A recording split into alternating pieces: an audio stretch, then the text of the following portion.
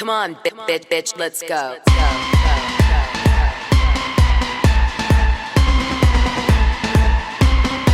Come on, get ready, bitches. You haven't seen nothing yet. Come on. Valentino, Versace, Lamborghini, Bugatti. I got money to burn. I'm single and I'm naughty. Come on. Tiffany's, Cartier, Gucci on Marty. Come on. Break out your black card, boys. It's time to party. Well, here we go. Come on. Another show of fun. Let's do this. What can we talk about today? I'll try not to screw up the music on YouTube this week. Sorry, you guys. There was like some sort of glitch with my program I use. I edit with Filmora, and I guess when I was doing the MP4 version, it somehow like deleted the space that I usually put in the front of the show. So people on YouTube had to listen to the first 20 seconds of the show, which were good 20 seconds, like, you know, was worth listening to, with my music blaring. That song. Some people love it. Some people hate it. Did you know 25,000? But it's the only song I ever wrote. So, you know, it was originally meant to be like a serious spoof after the SNL skit they did of I think it was the Disney Housewives. And then The Little Mermaid used a few of my like little things I did on the show, like brand dropping, because I was made fun of for doing that a lot, I guess, on the show. And then also saying, did you know 25,000? You know, she was like, did you know 25,000 in shells or something like that? I don't know, something like that. So it was really funny. And I thought SNL's on to something and I'll make a funny song. And then I was going to do a music video for this song and I was going to be funny, obviously. And I never got around to doing it because my life exploded into a million pieces because my ex, psycho ex guy, who was the guy I was supposed to marry on the show. Remember that? Well, yeah, didn't turn out so good. Well, surprisingly, Florida had some snow this week. However, I didn't get any. I just got really freezing cold weather and some ice. I also had a really scary moment where I injected my semaglutide wrong. So listen to what I did, you guys. After all the on and off years I've been on it, I screwed up. Listen. So I took my needle and I didn't raise my vial up. And because you can't expose semaglutide to light and it has to be kept cold, there's like a sticker around my bottle of semaglutide. And so I put my needle in there, I pulled it back, and there was actually no product in it, just air. And then I grabbed my fat around my stomach and I injected it. And so I was like panicked because all of a sudden I realized, oh my God, I just injected like 20 milliliters of air into my fat. And I was like, am I going to die? Because I was recalling all of the old movies where they're like, you put air in the bloodstream, you put air in the vein, and the guy's dead in like 2 seconds. So I had like a heart attack. I'm like, oh my God. I call my aunt, you know, Auntie Ruthie. We did the WWE Velveteen Dream interview show together. Anyway, I call Auntie Ruthie. She's a nurse. I'm like, Auntie, think I'm going to die. She's like, you're not going to die. It doesn't happen when you inject it in fat. It'll just get like distributed through the body and expelled. And she looked at the needle and she's like, that's a very small amount. Don't worry. She's like, you know, that isn't exactly how it works like it is in the movies. And I was like, okay, thank you. So I calmed down. So then I went back and took my 20 milliliters of semaglutide. And then I was like, oh my God, what if I took double dose? Like I thought there was air, but there was no air. And it was actually like double the dose of semaglutide. I was like, am I going to get sick? Oh my goodness. Anyway, I did all this research and I found out that you can overdose on 4 milligrams of semaglutide and up.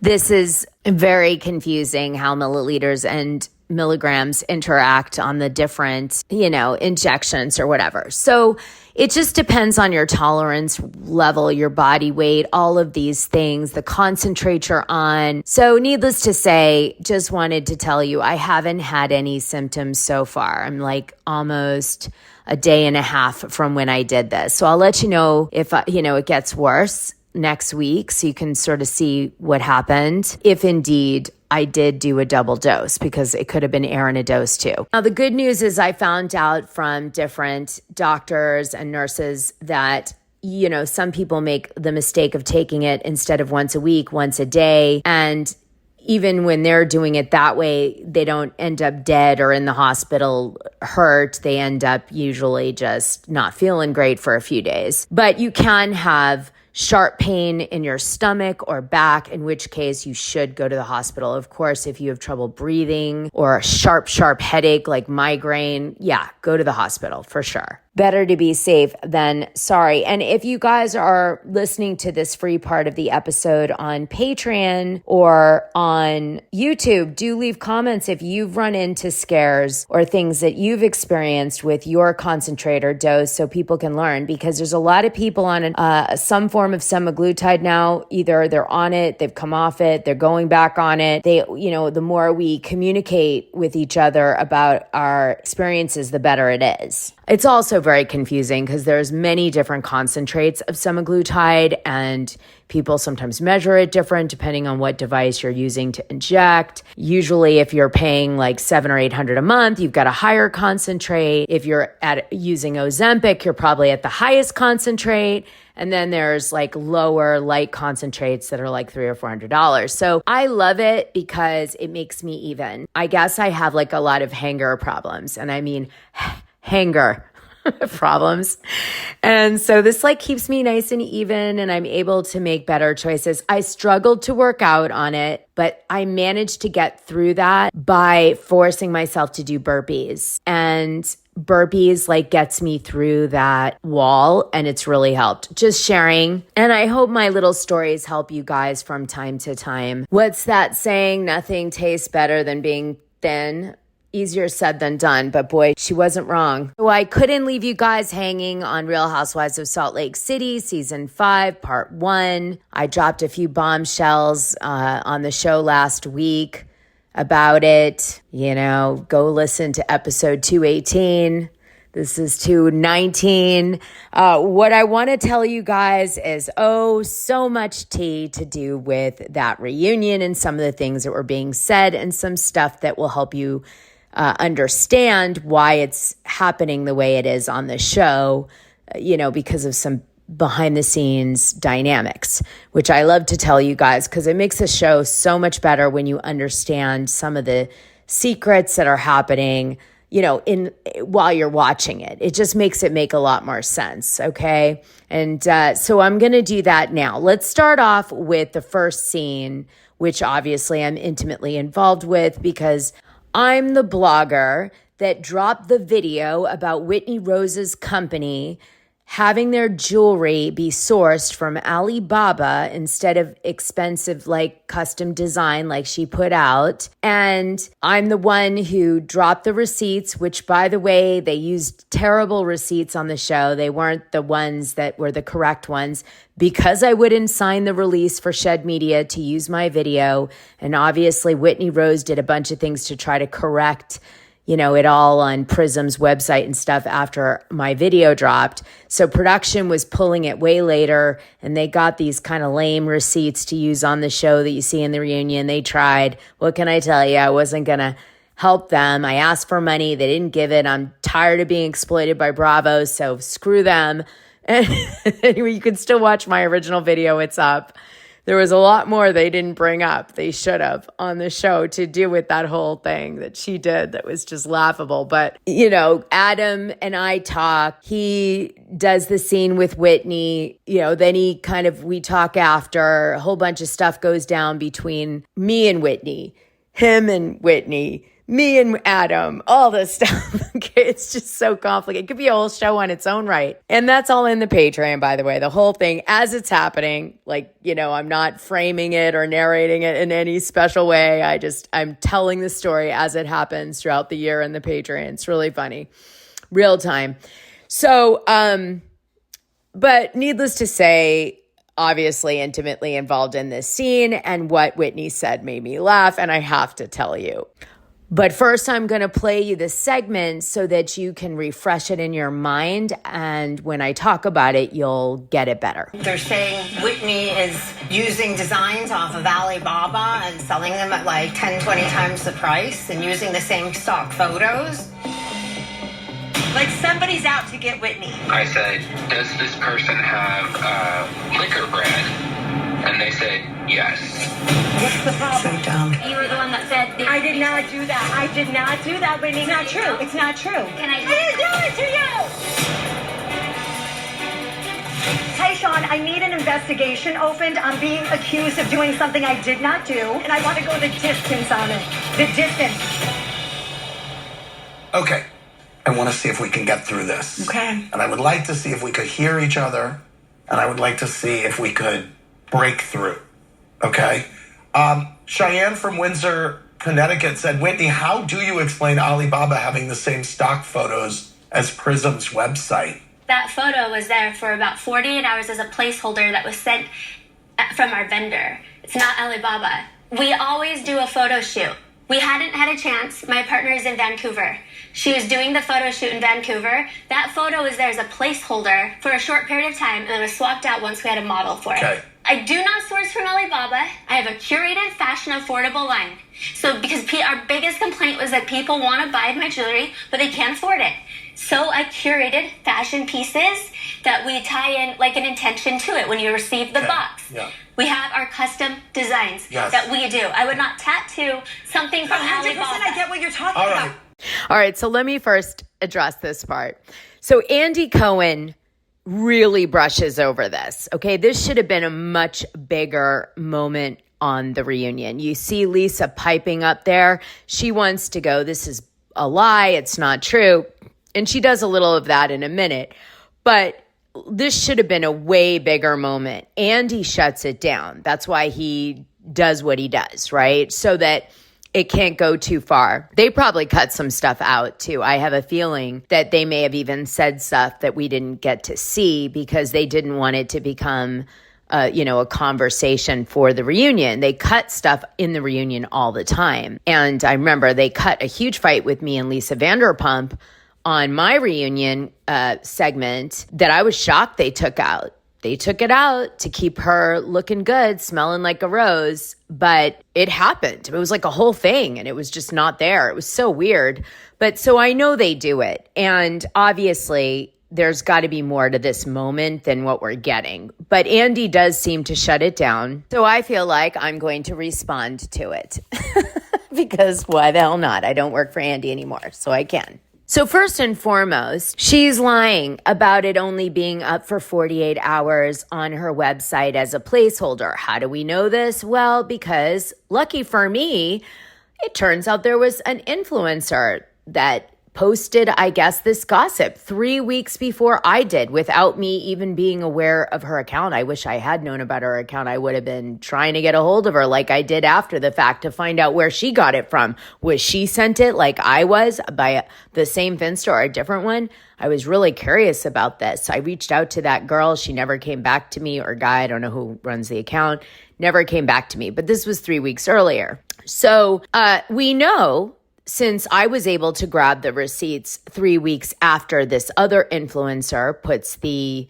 intel on her Instagram, right, that it was up from her point where she grabbed it all the way up until my video 3 weeks later.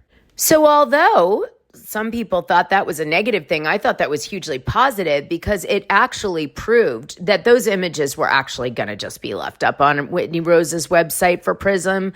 And they were up there for weeks, and she just thought nobody would catch on. But obviously, someone on the cast overheard her talking about the way her business was conducted and found it laughable that Alibaba had things, for sale for $4. Not what you saw. You see what you saw on the show. I think it was very close in number. They did one where it shows, Alibaba's price is like $28 and her price was like $40, the example they showed on the show. Well, in truth, there was a way bigger price difference that you can still see on my video.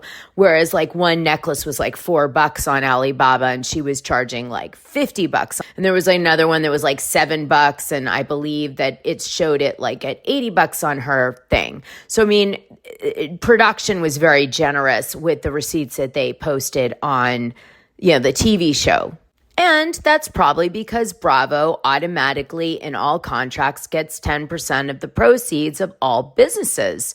So, if you hurt a housewife's product in your gossip, then you hurt Bravo's revenue stream. And they will use it for the show if they feel like it's a good idea to do so. But they do have a clause where they can make money off a product. So they don't want to hurt the product, generally speaking, because they're incentivized to get something from it. Now, Prism isn't that big a revenue stream for them. I don't even know if they'd bother to collect it. But if someone hits it out of the park, they can. Now, what's wild about this is she doesn't even make sense in her statement. So she actually says at a different point, it's curated jewelry, but that we add intentions to. And then she goes, and so, you know, they're custom. I wouldn't have it tattooed on me if it was from Alibaba.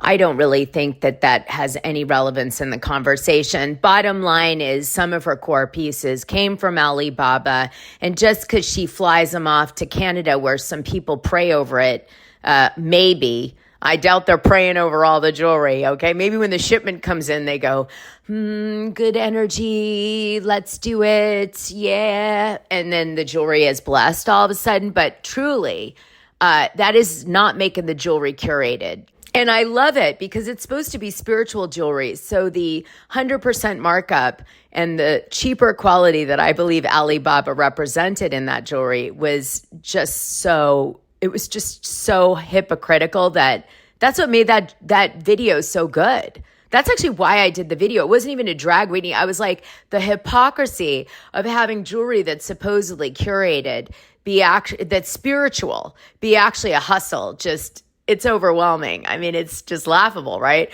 And then there was some other clues that I'm going to share with you because you know me and attention to detail. I love it. I'm not everybody's cup of tea on that front, but I love a detail. And you know what's funny is she changed the wording on her website after my video dropped that she could get jewelry from China and give it to you as product. Because originally the wording said something else that kind of fed into this marketing of it being curated and specially designed and all this stuff. So she wrote a disclaimer to protect herself. Now, let's be clear. This is not the first time Whitney has done this. She exaggerated and really deceived people with the storyline for her skincare line. That was a bunch of bullshit. I'm not going to get into why. It's in the Patreon. She also has this new multi-level marketing thing that she was doing with the jewelry and her skincare, the next, version of it that she did. And there's scandalous crap around her multi-level marketing. I dedicated a whole show to that. If you haven't seen Whitney's MLM scammy thing that she did with her stuff. So she's just does this. This is her thing. And nothing she says is really accurate to the truth, at least in business, in regards to how she's presenting the product. Also, we didn't get a really clear view of that tattoo on Whitney Rose's arm. Wonder when she got it. Wonder what it is. That was just some bullshit she pulled out of her ass, or she literally got a tattoo to be able to say it on the reunion because she knew she was effed because I came out and said she lied. She thought it was Heather too. She put it in writing to me. I posted the receipts in the Patreon. Like, there's no denying it. It's all there for everybody to go look at and see. And again, I remind everybody I was talking to this Finster since the beginning of season 1, not for 5 minutes over Whitney Rose's company. And there was a lot of clues. And I took the Patreons through the clues. And that's how I arrived at Heather Gay. And then, of course, last week I told you further confirmation to me, Heather Gay, with a little Meredith sprinkled on top, still to this day. Just saying, although she denied it. So she knew she was on the back foot, okay?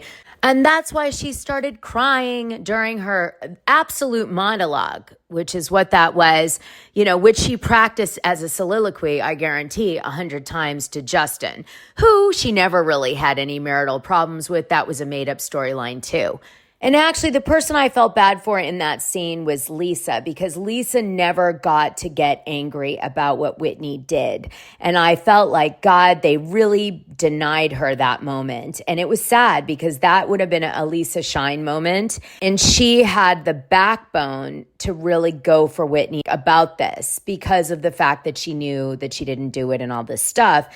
and they didn't give it to her. They didn't let her do it. Okay, let me continue to play the scene. Carol from Milburn, New Jersey said, Lisa, you told your cybersecurity team to go the distance on this. What evidence were they able to find that proves you were not involved in planning the story? Which I lost my mind when she accused me of doing something I didn't do, and I feel like she had told other people, which we have proof of, the same situation. Did they find evidence? Listen, so I find evidence? Yes or told no? her, I go, show me the proof, get me the proof. She kept saying she had proof. You said, I have proof, I have proof, I have proof. So I'm like, good, let's get Sean involved. I'm like, give me the IP addresses, everything. Sean can work with local police and find out exactly where shit is coming from. And? She never gave me proof. She didn't have any because I didn't do it. You know who it is. You have his phone number. I don't have anybody's phone number that...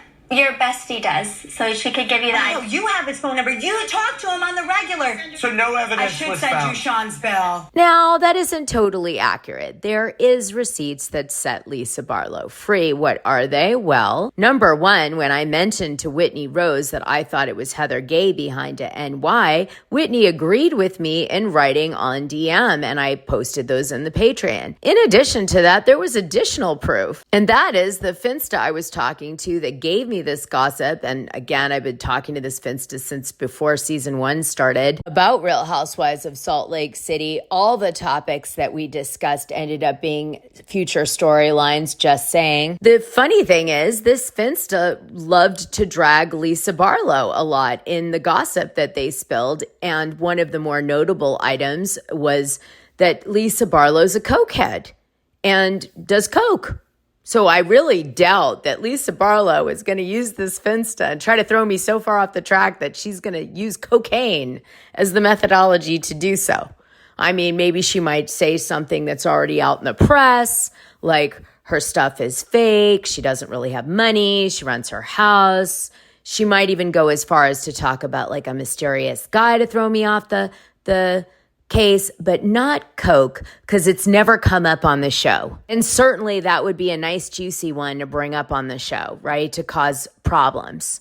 I heard Lisa Barlow does coke. She's not bringing up something that's going to like help me gossip about her on something that hasn't even been covered on the show yet, right? She's going to pick something that's already out there. So I know it's not Lisa Barlow. And anybody reading the text messages I posted know it too. And when I took everybody through how it all went down in the chronology, it's pretty obvious. So no, there was plenty of evidence, but you know, in Bravo's landscape, there wasn't. What can I tell you? In what they'll allow. Well, I was correct. Last week's show, I said one of the things they were going to definitely bring up was Bronwyn not really buying the jewelry that she presented that she bought on the show. But they actually did it worse. They asked her about the jewelry, and when she responded that she didn't exactly get the necklace that she pretended to get on the show, instead she got like a lesser necklace, but the same earrings, the hoop earrings, which she said she was buying on the show, she was completely dismantled by Lisa Barlow, because Lisa Barlow's like, I spoke to Emma, the girl that you met with and was selling you the earrings, and she said that not only did you not buy the earrings you just 2 seconds before on the reunion said you bought, but you were sent the wire information and you kind of led them on and you burnt them and they felt mistreated by the way you conducted business, and then you sent them back, the earrings. And also you never bought that necklace, but you also never bought like any necklace. In fact, you bought no jewelry from them. And then she shows the text messages to Andy. He verifies them. And then he says, this is really bad. And he doesn't say what it says, but he says, like, they said you burnt them. Like, you did bad business. And Lisa said, well, they vented to me. You know, I didn't actually ask them. You know, who knows if that's true or not. But it looks like from the text messages, it was. And Lisa was like, they vented to me about how awful they felt you were to do that. And then she shares it. And immediately Bronwyn is like a liar right off the top in such a really dramatic way that it was kind of shocking, I think, to everybody, because we've seen on the show a lot of women can get caught in a lie, but they maneuver out of it. And this was such a direct, you know, lie and then proven lie. It was hard to kind of almost stomach for Bronwyn. I felt like, wow, that was pretty intense. And the women tried to defend her. They said the jeweler shouldn't have said anything, this and that. I don't know if I agree with that. If somebody dicked me around, I'd probably say it out of spite to a cast member too, to get the word out that the person's pretending to do all this stuff with the jewelry and then didn't. Now, what is shocking to me is that there was no product placement component to it. Now, maybe Andy was reading that in between the lines that, a discount or something free, and potentially he wasn't aware of that placement. And that might bite Bronwyn in the ass after the show is done, because that might piss Andy off, because you're pretty much supposed to disclose those types of things to NBC and Bravo, right? So if there was like a side hustle, he might be pissed because this jeweler might have told Lisa. So I'm just saying there's a lot of drama that was in that scene that nobody got. Now, something I want to tell you that I've never said in the public platforms, only in the Patreon, is that the word on the street between the cast members about Bronwyn before she was casting for the show was that she should be a good addition because she has a lot of stuff to her. She's outrageous in her fashion, which the fans will probably like. But one feedback I got was that she was a liar and that a lot of things she says are not true. Now, this is before she's on the show. And I was like, whoa. And in fact, I did a heads up on Bronwyn coming in as a character on the show before she did. And that was what I told the Patreons beforehand. I said, I was told a lot of nice things about her that, from a casting perspective. But this was really shocking, which was the one negative thing was the lies, that she deceives a lot. And so I wanted to share that with you, because what I do think is happening that we're kind of sensing on the show is the women already established they think she's a liar, and they want to out her lies as much as possible on the show to call her out on it. And so all the tea and all the tricks they played on her to get her to say something that wasn't true was very intentional, because all of the negativity around Bronwyn is attached to lies. The lie of the dog, the lie of the necklace, the lie about the infidelity, the lie about friendships, the lie, and on and on and on. The lie about the jacket being only one when there was more than one. So you see that concerted effort. And I wanted to explain why that was, because I think from the very beginning, the women got that sense, and that was her Achilles heel. Oh, and of course, the big one, which came out on the reunion, the alleged lie about her telling the grandparents of her child that she had a miscarriage, which was fake because her daughter is there. And what was weird about that is Bronwyn didn't really deny it. She just explained that sort of a way. And I thought, well, maybe she did do it, which is why this is actually so hurtful, because she really did do it. And, that's next level and brings in a whole bunch of personal problems into your very real life after the show shuts off and ends. But I think Bronwyn earned herself another season, and I think that's what she really, really wanted. Then some fan asks whether or not Heather Gay has become a mean girl because she's become thin now. And Heather's like, no, I've just built up my confidence. Mary Cosby stands up for her. And she's like, I'm just, spending a little more love on me. And I thought that was a really nice scene. Also, Heather Gay is not denying that she's on Ozempic or Semaglutide, which I appreciated. Heather didn't want to do Semaglutide initially, and she was kind of not into it. And actually, I'm not going to get into how I know this, but a little birdie said, you should do it. It's amazing. There's really positive benefits to it. Stick with it. And come out and do a shocking glow up that will just make everyone go, wow, because that's always good to do on reality TV. And to be clear, Heather Gay throwing Whitney Rose's business under the bus is the way this all operates. And Heather Gay being into gossip is good because it makes for good TV. She's going to use it. It's going to push the storyline further. And, all the women do it. All the producers even do it. Are you kidding me? They're leaking stories to the media when it suits them for the show. And I've been telling the patrons since season 1, Heather and Whitney have not been close because Whitney betrayed Heather in season 2 for real by abandoning their bond and befriending Lisa Barlow, which was a big no-no in the group behind the scenes because Lisa Barlow has fucked over all of them. Really, truly, like they feel that way. And that hurt a real friendship. And I don't think Whitney felt like she had a choice because I think production wanted her to shoot with Lisa and she had to do it. So it's like, but some people can't get over it when it goes down like that. They can't forgive the friends. It's hard to figure out the lines. You know, are you my real friend? Are we TV show friends? Am I just doing a job and I should just not like any of these people and do the job? Am I then going to be fired because I'm not authentic enough? Am I being too authentic that I'm getting boring? You know, all these dynamics are going on. Okay. What I do believe, though, is, as I said in that finale scene, that was Heather Gay's penance that she was trying to do, which was, look, you know, you're going to all know that I've done this and you all have done this, but I want us to like forgive each other and move on and kind of recognize we're on a TV show and try to just make amends, basically, is my feeling what that meant, that last scene. And Heather's text where she rips Whitney apart in the text, you saw it. It was like one of the most brutal ones of the whole group, was her real feelings about Whitney. Mine's about Whitney. Whitney is a low-life, thirsty piece of shit. She sold her soul for fame and recognition. She's a snake, and I should have never trusted her. I've been so stupid and loyal carrying her stupid Wild Rose products, even though we never sold a one.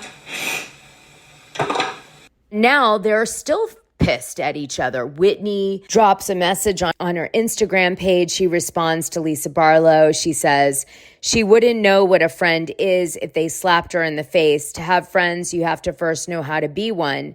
It comes down to respect. Like the ocean, if you don't respect the ocean, you may find yourself in I can't read the rest of it, but it's like a problem or something. And then the other one says, someone asked, what's one thing you would change about the past season of Real Housewives of Salt Lake City? She said, peace out to the fake, phony, lying facade disguised as my, quote, friend. No more. I'm done taking my energy to such a low vibration just to, quote, make it work. It will never happen again, ever. And everyone's like, who's she talking about? Who's she talking about? She's talking about Heather. And I know right now the crowd is anti-Heather because they feel like she's not showing her true colors or her vulnerability. They want her to be, if she's going to be a villain, they want her to do that villain stuff on camera.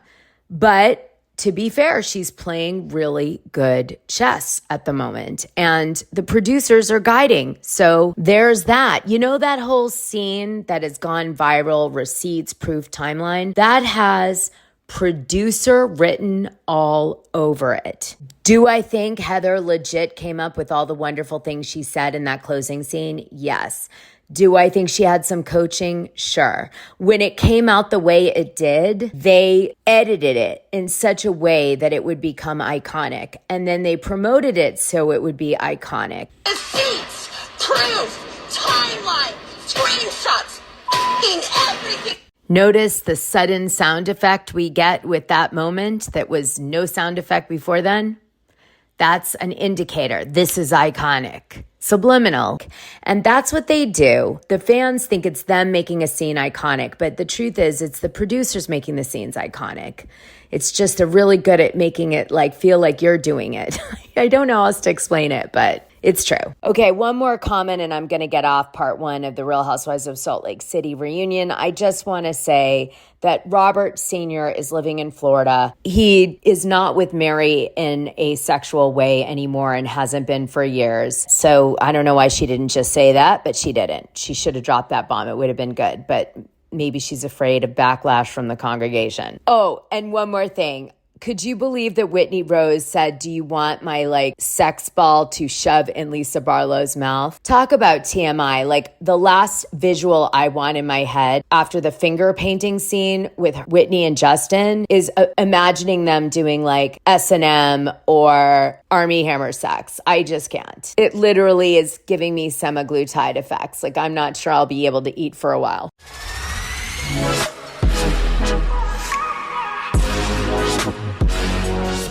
Well, it ends with us is more popular than ever. I keep telling you, I swear there's some guerrilla marketing behind this whole thing.